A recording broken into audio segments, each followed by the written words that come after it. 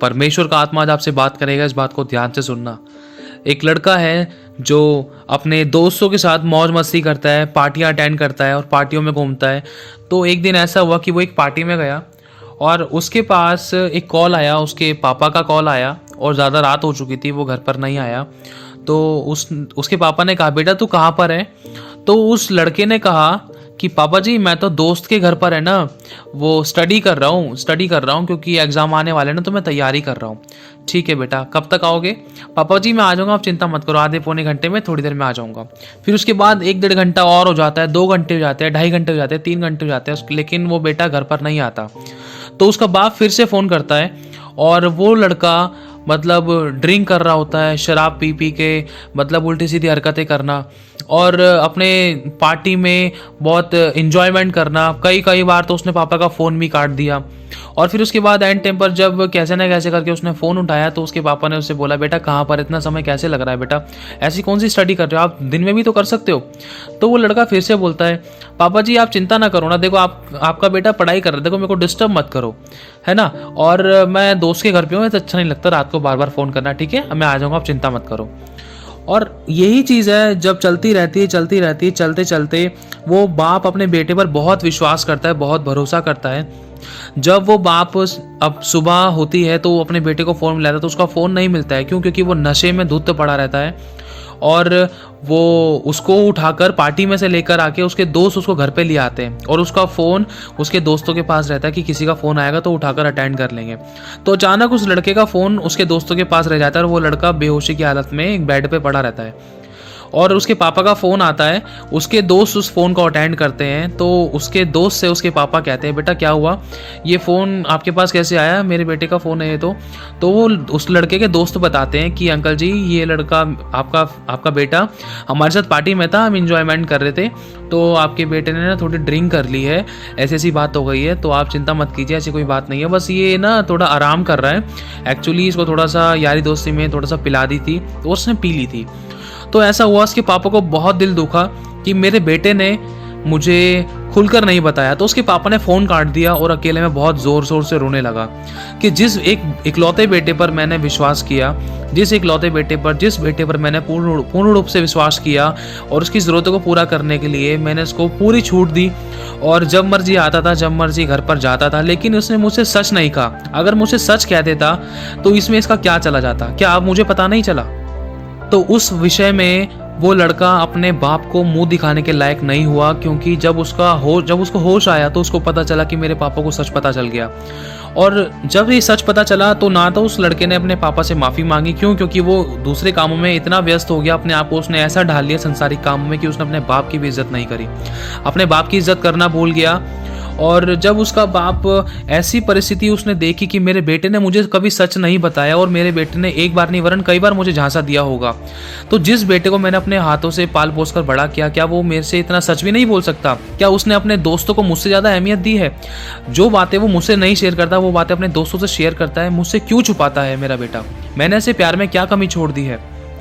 तो यही चीज़ है। इसके अलावा एक और एग्जाम्पल, जैसे कि एक लड़का था और ये दो भाई थे और उनके एक पापा है और उनके पापा के पास बहुत पैसा है। तो एक भाई तो बहुत अच्छा है और दूसरा भाई है थोड़ा गलत और गंदे कामों में है। तो क्या कहते हैं, छोटे वाला जो भाई है वो गलत और गंदे कामों में है, जो बड़ा भाई है वो सही कामों में है। अब छोटा वाला भाई बार बार पापा से झूठ बोल के पैसे लेकर जाता था कि पापा मेरे ना किसी दोस्त की ना मम्मी की तबीयत ख़राब है, पापा पैसे दे दो, 3,000 रुपये चाहिए। तो पापा कैसे ना कैसे करके दे देते हैं।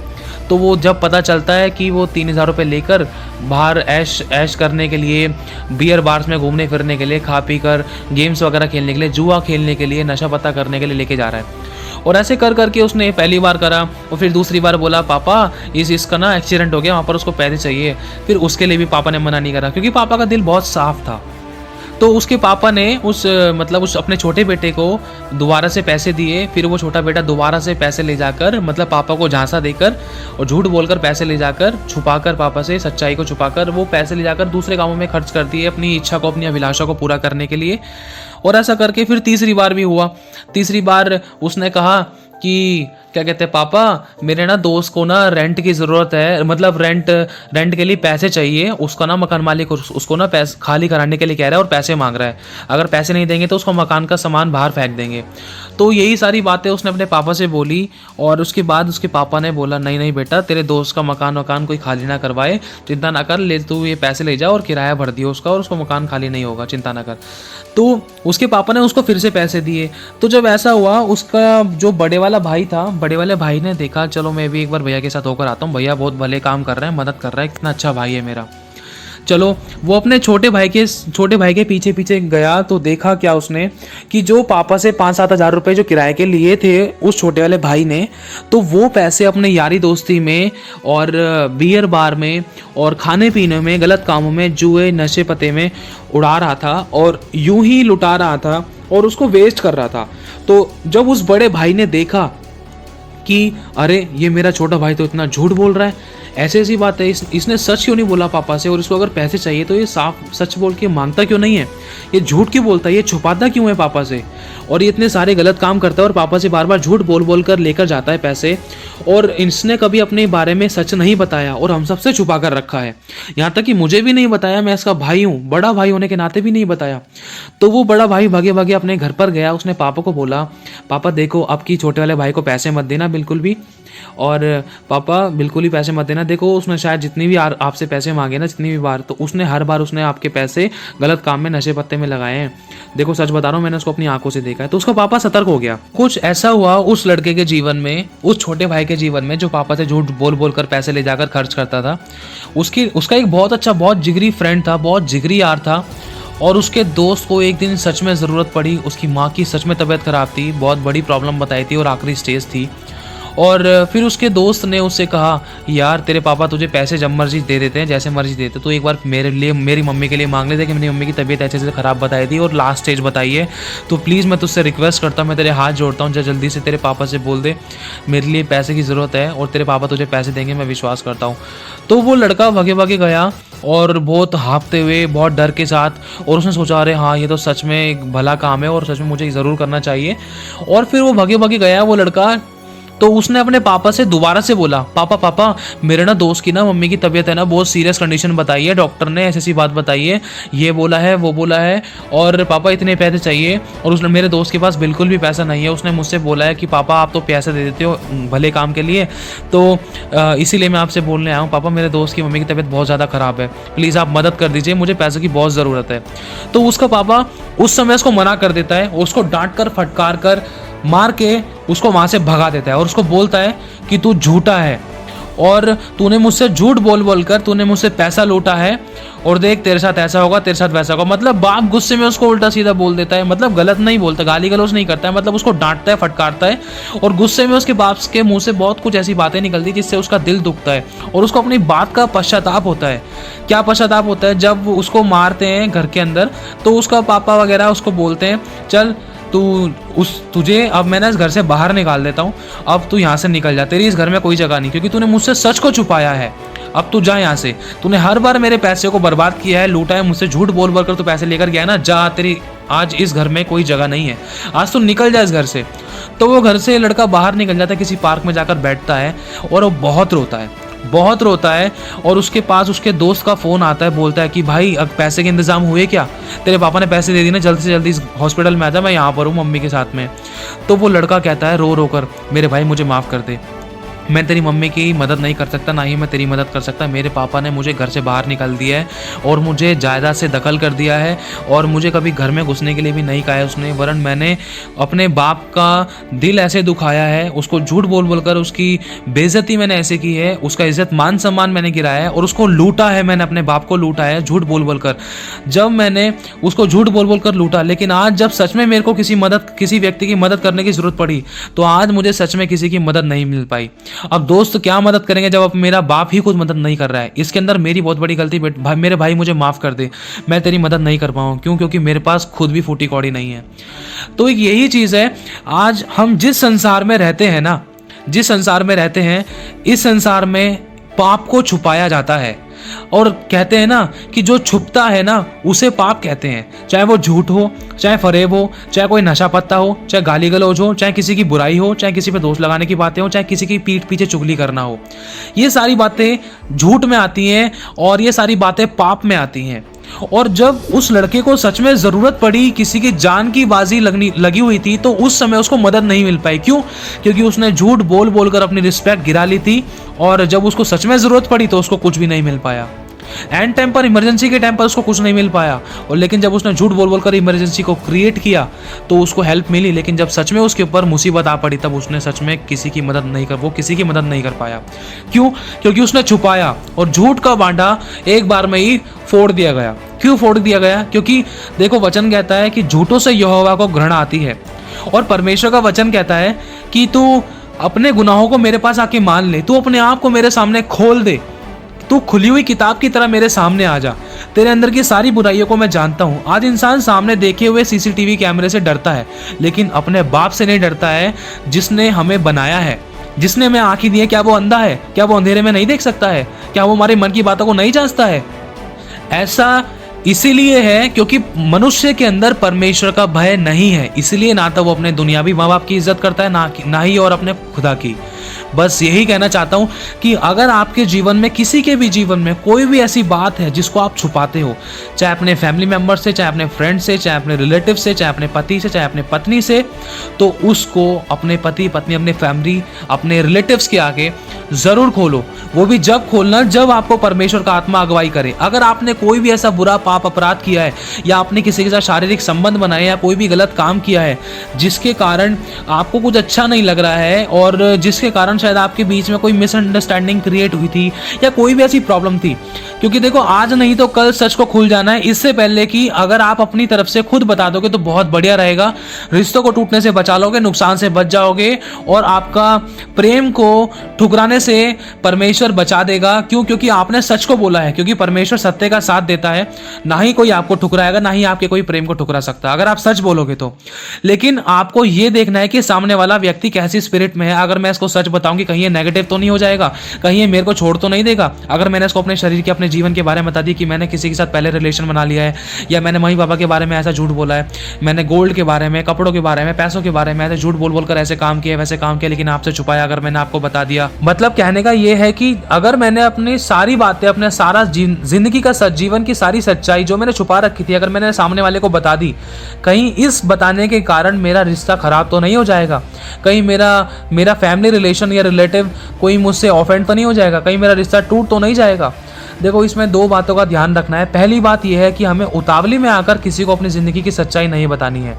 और दूसरी बात यह है, हमें बताने से पहले पवित्र आत्मा की, प्रभु यीशु मसीह की, प्रभु की मदद मांगनी है कि प्रभु सामने वाले के हृदय और मन को तैयार कर कि अगर मैं उसको सच बताऊं तो वो मेरे ऊपर कीचड़ ना उछाले, और मेरी इज्जत भी खराब ना हो, और सब कुछ ठीक भी हो जाए, और वरन बताने के कारण हमारे बीच में प्यार और बढ़ जाए, ताकि सामने वाला देखे कि हाँ भाई, मैं कितना ईमानदार हूँ उस लड़के के साथ, कि हाँ भाई, मैं कितनी ईमानदार हूँ उस लड़के के साथ। मतलब जो भी है, रिलेटिव्स में, फैमिली में, आपको सच बताने की कोशिश करनी है। क्योंकि देखो, अगर आज नहीं पता चला तो अगर आने वाले टाइम में क्या पता किसी रीज़न से अगर वो सच खुला तो क्या पता रिश्ते नाते फिर अगर बिगड़ गए तो उनको बनाना बहुत मुश्किल है। अगर आप अपने मुंह से आप सच बता दोगे तो परमेश्वर आपकी इसमें मदद और सहायता करेगा, लेकिन जब करेगा जब आप परमेश्वर की आत्मा की अगुवाई में चलोगे। ये नहीं कि हाँ भाई, मैंने किसी के साथ शारीरिक संबंध बनाया है तो मैं अपनी पत्नी से बोल दूं हाँ भाई मैंने ऐसे ऐसे किसी के साथ किया है, ऑन द स्पॉट जाके बोल दूं। नहीं, सोच समझकर प्यार से बातें करके और प्रभु की मदद मांग के, हो सके तो इस बात को फास्टिंग में अपने रिलेटिव्स के साथ, फैमिली के साथ और अपने हस्बैंड के साथ, अपनी वाइफ के साथ जरूर शेयर करें, जिसके कारण आपके बीच में प्यार बनेगा। और इसके ऊपर एक प्रेम का कटिबंध बांधे कि जो गलती अब तक मुझसे ऐसी हुई है, मैंने आपको प्रेम करने की खातिर अपनी सारी बातें बताई हैं, लेकिन जो गलतियां अब तक हुई, आगे से मेरे से ऐसी गलती नहीं हो पाएगी। और आप मुझ पर कभी शक मत करना और वरन भरोसा करना। मैंने आपको अपना मानती हूँ, क्योंकि आपके बिना हमारा कोई नहीं है। आपके साथ रहना, उठना, बैठना है, इसीलिए मैंने अपना मानकर आपको ये बातें बताई हैं। मैं अपना मानती हूँ, इसलिए मैं अपना मानता हूँ, इसलिए मैंने आपको ये बातें शेयर की हैं। प्लीज़ मेरी इज्जत खराब ना होने पाए। मैंने विश्वास किया है आप पर और मेरे विश्वास को कभी मत तोड़ना। और इसके साथ साथ आप ये भी बोल सकते हो कि भाई जिस परमेश्वर पिता पर, जिस प्रभु यीशु मसीह पर मैं विश्वास करती हूँ और जिसको मैंने अपना पिता और परमेश्वर माना है, तो उसने मुझे यही सिखाया है कि जो भी अपनी गलती हो जाए सामने वाले के सामने अपने गुनाहों को मान लो और छोड़ दो और माफ़ी मांगो, प्रेम के द्वारा उस बातों को ढांप दो ताकि कोई गड़े मुर्दे ना उखाड़े, और गड़े मुर्दे उखाड़े जाएंगे तो बदबू ही आनी है। और कहने का मतलब ये है, अगर हो सके तो हर बात पर पवित्र आत्मा की मदद मांगकर और प्रभु की सहायता और मदद मांगकर, प्रभु की अगुवाई मांगकर, प्रभु यीशु मसीह के हाथों में सौंप कर आगे बढ़ने की कोशिश करो। क्यों? क्योंकि जब तक हमारे जीवन में से ये बुराई जो हमने छुपा रखी है, जब तक ये नहीं निकलेगा तब तक हम आगे कैसे ब्लेस होंगे, तब तक हम आगे कैसे बढ़ पाएंगे। समझ रहे हो ना? कहने का मतलब ये है कि जब तक हम डॉक्टर को एक सिचुएशन, परिस्थिति नहीं बताएंगे तो उसके हिसाब से वो टैबलेट कैसे देगा। तो ये नहीं है, ये मत सोचना कि हर किसी को आपने अपनी दिल की सारी बातें बता दी, अपनी लाइफ की सब कुछ सच हर किसी के सामने खोल दिया। नहीं, मैं फिर से कहता हूँ, भूल कर भी ऐसी गलती कभी मत करना, लेकिन सोच समझ कर। अगर आपका हस्बैंड है तो उनको आप शेयर कर सकते हो। क्यों? क्योंकि वो आपके ज़्यादा क्लोज है। और अगर आपके मॉम डैड है तो उनसे आप शेयर कर सकते हो, और अगर आपके भाई बहन है तो उनसे आप शेयर कर सकते हो। बाकी फैमिली से अलग है तो इस बात के लिए 1000 बार सोचना दूसरों को शेयर करने से पहले, इस बात का ध्यान रखना। और अगर अपनी फैमिली के मेंबर्स को भी किसी को भी शेयर करते हो, चाहे अपने माता पिता को करते हो, चाहे अपने पति या पत्नी को करते हो, चाहे अपने सिस्टर या ब्रदर को करते हो, जो आपके ब्लडी रिलेशन है, जो आपके खून के रिश्तेदार हैं, अगर आप उनको करते हो तो उनको करने से पहले भी आप प्रार्थना में रखना, फास्टिंग में आना और प्रभु के हाथों में सौंपना सुनने और सुनाने वाले को। तब परमेश्वर का आत्मा इस बात में आपकी मदद करेगा, वरन आपके बीच में और प्यार बढ़ाएगा और वो आशीष देगा जो आपने कभी सोची नहीं है। क्योंकि ये एक्सपीरियंस परमेश्वर ने हमारे जीवन में दिए हैं। जब हमने अपनी गलती को सामने वाले के सामने माना है तो प्रभु ने हमें आशीषित किया है। क्योंकि परमेश्वर का वचन कहता है, यदि तू अपने गुनाहों को, अपराधों को मेरे पास आके मान लेगा तो मैं तुझे क्षमा कर दूंगा। और लिखा है, जो अपने अपराध छिपा रखता है उसका कार्य सफल नहीं होता, परंतु जो उनको मान लेता और छोड़ भी देता है उस पर दया की जाएगी। आपको प्रभु यीशु मसीह के गुणों को प्रकट करना है। और दूसरी बात ये कहना चाहता हूँ, अगर इसके बाद आपको अगर कोई नेगेटिव रिप्लाई मिला तो चुप्पी लगाकर सह लेना, प्रभु के हाथ में सौंपना। आज नहीं तो कल खुदावन सदा की घमंड का कारण ठहराएगा, सामने वाले के मन को बेचैन कर देगा कि हाँ भाई, इसने तो अपनी दिल की बात मुझसे शेयर कर दी, जो भी इसके मन में था इसने सब कुछ खोल डाला, अब इसके पास बचा क्या? इसने मुझ पर विश्वास किया, इसने मुझसे प्यार किया, जब तो उसने मुझे सब कुछ बताया। तो प्रभु सामने वाले के मन को अपने आप तैयार करेगा और वो उसको दीन और नम्र करेगा और आपके बीच में प्यार को बढ़ाएगा। चाहे आपका कोई भी रिश्ता है, चाहे पति पत्नी का है, चाहे माता पिता का है, चाहे भाई बहन का है, चाहे कोई भी रिलेटिव्स का है, इस बात का ध्यान रखना। परमेश्वर का आत्मा जरूर काम करेगा। और जब तक अपने आप को आप परमेश्वर के आगे, प्रभु यीशु मसीह पिता परमेश्वर के आगे अपने आप को बिल्कुल सरेंडर नहीं करोगे, खाली नहीं करोगे, जीरो नहीं करोगे और अपनी जिंदगी का सच नहीं बताओगे, आपने कितनी बुराइयां की, कितनी गलतियां की, कितने झूठ बोले, कितनी चुगली निंदा की, कितनी बुराइयां करी, कितने दोष लगाए, कितनी तेरी माँ की तेरी माँ की मेरी माँ की करी, कितनी उल्टी सीधी बातें करी, कितनों के घर तोड़े, कितनों के घरों को खराब किया, कितनों के बीच में झगड़े रगड़े कराए, जब तक इन बातों को आप परमेश्वर के आगे नहीं बोलोगे तो परमेश्वर आपकी प्रार्थना को कैसे सुनेगा?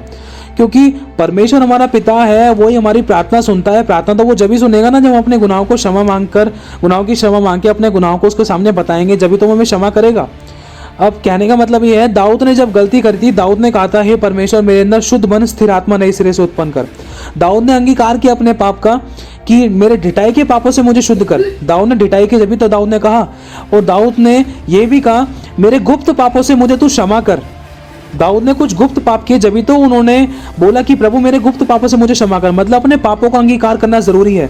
जब तक अंगीकार नहीं करेंगे, जब तक उन बातों को कन्फेस नहीं करेंगे हमारे प्रभु के आगे, हमारे परमेश्वर के आगे, तो हमें उन बातों में परमेश्वर मजबूत कैसे करेगा, हमारे उन पापों को क्षमा करने में हमारी मदद और सहायता कैसे करेगा? वरन वो हमारे सभी पापों को क्षमा करता है, लेकिन अगर हम कन्फेस करते हैं ना, तो इस बात से परमेश्वर बहुत प्रसन्न होता है कि मेरे बेटे ने अपनी इस गलती को मान लिया है। क्यों? क्योंकि इसको अपनी गलती का एहसास हुआ है, पश्चाताप हुआ है। परमेश्वर नहीं चाहता कि हम कभी उससे कुछ भी छुपाएं, कुछ भी नहीं हमें छुपाना चाहिए। जैसे अगर मैंने परमेश्वर से जो बात छुपाई है, अगर वो बात मैंने अपने दोस्त को बता दी, अपने मित्र, अपने फैमिली मेंबर्स, रिलेटिव्स को, किसी को बता दी, लेकिन वो बात परमेश्वर के आगे नहीं रखी और उस बात के लिए मैंने परमेश्वर के आगे रिपेंट नहीं किया, तो इसका मतलब मैं परमेश्वर से ज़्यादा बढ़कर अपने उन लोगों को मानता हूँ जिनको मैं अपनी सारी बातें शेयर करता हूँ। अब ये हमारे हाथ में है कि हम पहला स्थान परमेश्वर को दे रहे हैं या दूसरा स्थान दे रहे हैं, या सिर्फ हम यीशु को ज़रूरत के लिए इस्तेमाल करते हैं। तो बस इतना कहना चाहता हूँ कि जिसमें परमेश्वर का भय है, जो परमेश्वर का भय मानता है, तो वो बुराई से बैर करेगा और गलत काम से नफरत करेगा और परमेश्वर के आगे का खोजी होगा, परमेश्वर के आगे अपने आप को सरेंडर करेगा, परमेश्वर के आगे अपनी गलती को खोलकर बताएगा। जब तक वो एक पेशेंट अपने डॉक्टर को सारी परेशानियां नहीं बताएगा तो डॉक्टर उसको टैबलेट भी नहीं दे सकता है। तो बस प्रभु आप सभी को बहुत आशीष और बरकत दे। यदि किसी का दिल दुखा तो उसके लिए क्षमा चाहता हूँ। बस जो भी करे पवित्र आत्मा की अगुवाई में करे, बिना सोचे समझे किसी को अपनी जिंदगी का सच मत बताना। पवित्र आत्मा अगर अगुवाई करे, समय देना, चाहे 1 दिन, चाहे 2 दिन, चाहे 1 हफ्ता प्रार्थना करना इस बात के लिए। जब तक प्रभु का आत्मा आपको अगुवाई ना करे, जब तक कोई चिन्ह ना दिखाए, जब तक मत बताना। और चिन्ह को समझने के लिए प्रभु की समझ मांगना। प्रभु आपको आशीष दे। आप सभी को जय मसीह की।